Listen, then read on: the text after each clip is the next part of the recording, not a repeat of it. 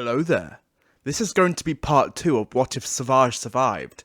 So if you haven't seen the first part yet, I highly recommend you watch the first part, or else this probably won't make any kind of sense to you. So without further ado, let's get into this. We pick up the story in Star Wars Rebels. Savage and Ahsoka have been working together as Fulcrum agents for quite some time now, and both of them have become extremely skilled warriors under Huyang. We first see them appear together to fend off the Inquisitors in Hammertown. Savage reveals that he too has purified his lightsaber crystals, and they too glow white alongside Ahsoka's. After the Empire drives Phoenix Squadron from Gorel, Kanan, Ezra and Ahsoka and Savage search for a way to beat Vader and his Inquisitors, and they go to the Jedi Temple on Lothal. All of them are separated and all of them have their own visions. Savage receives a vision of Ventress, now long dead, who tells him the time will soon come when he must face his past and confront all that he fears. Ahsoka receives her vision of Anakin, Kanan of the Grand Inquisitor, and Ezra speaks to Yoda. Yoda tells them to find Malachor. They travel to Malachor and are ambushed by the 8th brother, who instantly realizes he made a mistake challenging the 4 of them, and Savage, who isn't who he thought he was. He attempts to flee, but Savage throws his saber into the back of the 8th brother. He stops and deflects it, but then turns to see Ahsoka standing behind him with her lightsaber at his throat, and Kanan and Ezra run up to support them. They capture him and ask him who he was tracking, and says nothing, but looks to Savage and chuckles. At that moment, Maul steps out of the shadows and responds, telling them it's him he's tracking. Savage and Maul give an intense glare at each other. Maul acknowledges him, and Savage responds calling him brother, and Ezra is taken back by this. Ahsoka asks what he's doing here and what game he's playing,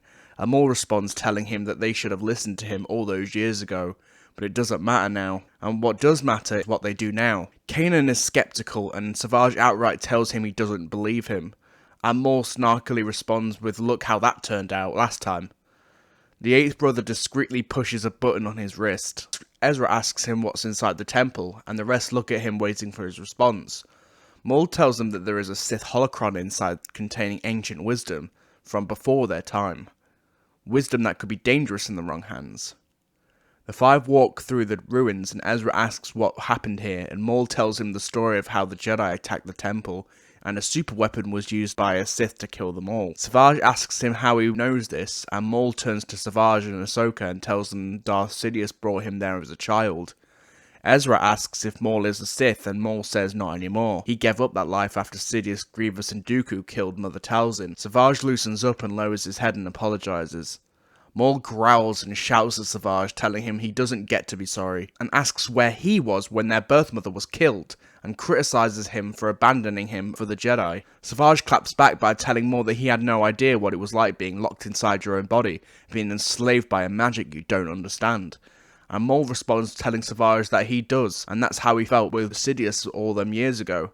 Savage tells Maul he could have abandoned Sidious and the Sith at any time, but he chose to stay. He was rageful and craved power. Ahsoka breaks up the argument and tells them that they don't have time for a family dispute. And at that moment, the 5th brother and the 7th sister and a couple more unnamed Inquisitors return to free the 8th brother. The 10 of them fight, and Maul kills an Inquisitor and saves Ezra from the other. He tells Ezra to come with him to find the holocron. He tells Ezra that if the message got out about them, then Vader wouldn't be far behind, and they need to move quickly to get the holocron and escape. Ezra looks back at Ahsoka, Savage and Kanan still fighting the 8th brother, the 7th sister, and the 5th brother, and Maul urges him to come along, assuring Ezra that they'll be fine.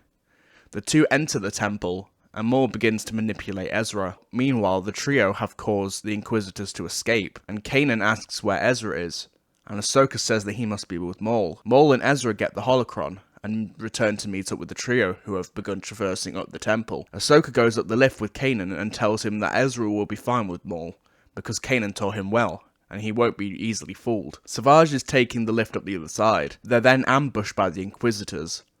The 5th brother attacks Ahsoka, and Kanan's 7th sister and 8th brother attack Savage, hoping to pick him off. Maul hears the lightsabers clashing and senses the arrival of Vader. Maul sends Ezra to activate the temple, and Maul activates his lightsaber to join the fight. Maul notices Savage being overwhelmed by Inquisitors, and chooses to leave him to die out of bitterness. Maul jumps in to save Ahsoka and Kanan, and after a few swings slices the 5th brother through the middle.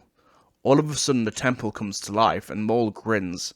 Kanan asks where Ezra is, and Maul asks if he's referring to his apprentice, and Maul turns to slash Kanan, but the strike is blocked by a white lightsaber. Maul turns to see Savage standing next to him. Savage pushes his blade away and kicks Maul back.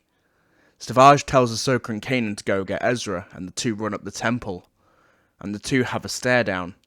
Ezra is panicking at the activation of the temple and attempts to warn the others, but is cut off by Vader. He backs Ezra into a corner, but Ahsoka and Kanan arrive. Ahsoka tells Kanan to get Ezra and the holocron out of there. The two run up to pull the holocron out of the energy flow, as Ahsoka duels Vader.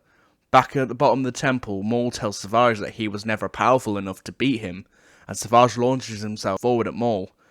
We now get an epic simultaneous duel between Maul and Savage and Ahsoka and Vader. Maul is put on his back foot as he's out of his prime, with Savage being younger and more athletic than him. Maul asks him if Savage is willing to kill his only family that he's got left, and Savage responds telling Maul no, that he's prepared to save the only family he's got left, and Savage slashes Maul across the chest. Maul falls to the ground, gripping his chest. He looks to Savage not with physical pain, but emotional pain, and asks Savage why, with a broken heart before dying. Savage picks up his lightsaber and runs off. He arrives to see Ahsoka dueling Vader, and notices the temple about to come down. Savage focuses and sends a massive force shockwave at Vader, and it knocks him back. He runs up to Ahsoka and tells her that they need to go, and she replies telling him she won't leave Anakin. Savage looks over to see Anakin's eye through the cracked helmet. He looks back and tells Ahsoka that he won't leave her either. The temple collapses, leaving all three of their fates ambiguous.